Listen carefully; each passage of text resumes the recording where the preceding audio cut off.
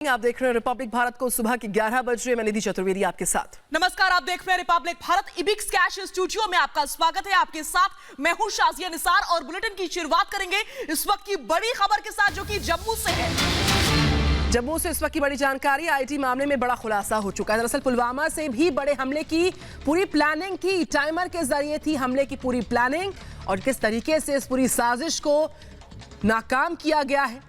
IT मामले में ये पूरा बड़ा खुलासा हुआ है। पुलवामा पार्ट 2 का प्लान था, लेकिन वो बेनकाब हुआ, उसको विफल किया जाता है। एक बार फिर से सेना ने यहां पर प्रचंड प्रहार किया। सेना पूरी तरह से तैयार, और यही वजह है कि एक बड़ी साजिश, एक बड़ा प्लान पुलवामा पार्ट 2 का पूरी तरह से बेनकाब।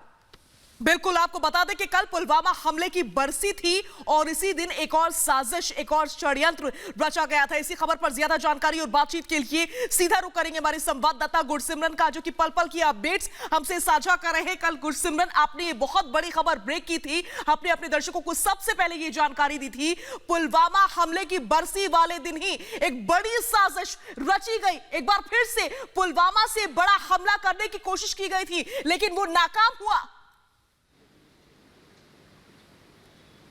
जी, निश्चित तौर पर ये हमला जो है ये पुलवामा से बहुत बड़ा था और आईडी जो थी वो रिकवर की गई थी। फॉरेंसिक एक्सपर्ट्स ने जब उसकी जांच की है और जम्मू कश्मीर पुलिस को ये बताया है कि इसकी तीव्रता जो है वो पुलवामा आईडी जितनी ही थी और इससे नुकसान जो है वो कई गुना हो सकता था, क्योंकि टारगेट पर जो इलाके थे उनमें फुटफॉल 10,000 से 40,000 का है। चाहे जनरल बस स्टैंड एरिया की बात करें, रेलवे स्टेशन की बात करें, लखतता बाजार की बात करें या फिर रघुनाथ मंदिर की, तो इनका एवरेज फुटफॉल जो है 10,000 से 40,000 लोग यहाँ पर आते हैं। वीकेंड्स थे तो रश ज्यादा भी हो सकता था और इसलिए नुकसान बेहद ज्यादा होने वाला था। और मोडस ऑपरेंडी क्या थी, इस आईडी को इस तरह से तैयार किया गया था कि जब सुहेल, जो कि अलबदर का आतंकी, गिरफ्तार हुआ है, उसने इस आईडी को एक्टिवेट करना था तो उसके 15 मिनट बाद इस आईडी ने फट जाना था, यानी कि सुहेल वहां से निकल जाता। सुहेल को श्रीनगर की फ्लाइट पकड़नी थी, जिसके बाद एक और आतंकी कश्मीर घाटी में उसका इंतजार कर रहा था, उसको अलबदर में आधिकारिक तौर पर शामिल करने के लिए। तो कहीं ना कहीं एक बड़ा जो प्लान था वो था पाकिस्तान के आतंकी संगठनों का,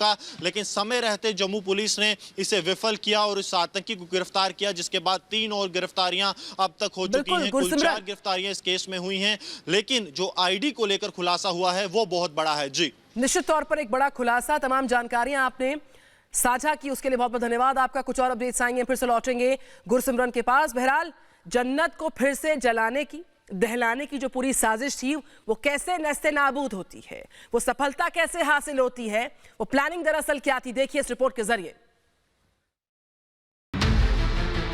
जन्नत को फिर से जलाने की साजिश, पुलवामा पार्ट 2 का प्लान बेनकाब। सेना है तैयार, होगा प्रचंड प्रहार। 14 फरवरी को देश नम आंखों से पुलवामा के शहीदों को श्रद्धांजलि दे रहा था, उनके शौर्य को सलाम कर रहा था, उनकी शहादत को नमन कर रहा था। तो उसी वक्त आतंकिस्तान फिर से जन्नत को जलाने की साजिश रच रहा था। जम्मू कश्मीर में अमन की नई सुबह से बौखलाए आतंकियों की पुलवामा पार्ट 2 की साजिश पर सुरक्षा बलों ने पानी फेर दिया। जम्मू बस स्टैंड के पास से 7 किलो से ज्यादा की आईईडी को बरामद करके सेना ने एक बड़ी वारदात को होने से पहले रोक दिया। जम्मू कश्मीर पुलिस को बड़ी कामयाबी मिली है। 2 ऑपरेशन लॉन्च किए गए थे। ये आपको अगर गौरव दिखा पाए तो ये आईडी और जो पिस्टल्स रिकवर हुई थी, आईडी को किस तरह से ट्रिगर किया जाना था, और ये पिस्टल्स हैं जो सांबा के रामगढ़ से रिकवर की गई हैं। ये पिस्टल, उसके साथ राउंड, और किस तरह से कोशिश थी पाकिस्तान की तरफ से जम्मू कश्मीर को दहलाने की। साथ में गोलियां जो हैं वो बरामद की गई हैं, मैगजीन्स यहाँ पे बरामद की गई हैं, और ये आईडी थी जिसको कि ट्रिगर किया जाना था। ये आईडी का पूरा स्ट्रक्चर, किस तरह से इसको ट्रिगर किया जाना था, पूरा प्लान बन गया था, लेकिन समय रहते जो है विफल किया गया सुरक्षा बलों की तरफ से। जाहिर है आतंकियों का प्लान फिर से पुलवामा हमले को दोहराने की थी, लेकिन इस बार सुरक्षा बलों ने उन्हें कोई मौका नहीं दिया। बरामद किए गए आईडी पर लिख कर दिए गए थे पाकिस्तानी आकाओं से आतंकियों को हमले के निर्देश। अब जांच एजेंसियां ये पता लगाने में जुटी हैं कि आखिर किसने ये लिखकर आईईडी को अलबदर के आतंकी सुहेल को सौंपा है। पुलिस ने इस मामले में 4 आतंकियों को गिरफ्तार किया है।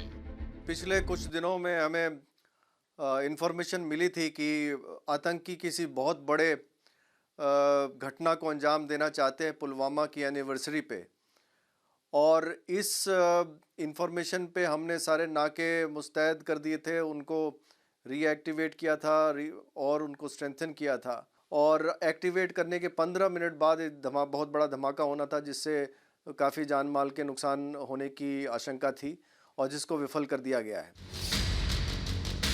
जम्मू कश्मीर के डीजीपी दिलबाग सिंह के मुताबिक बड़े हमले की फिराक में थे आतंकी।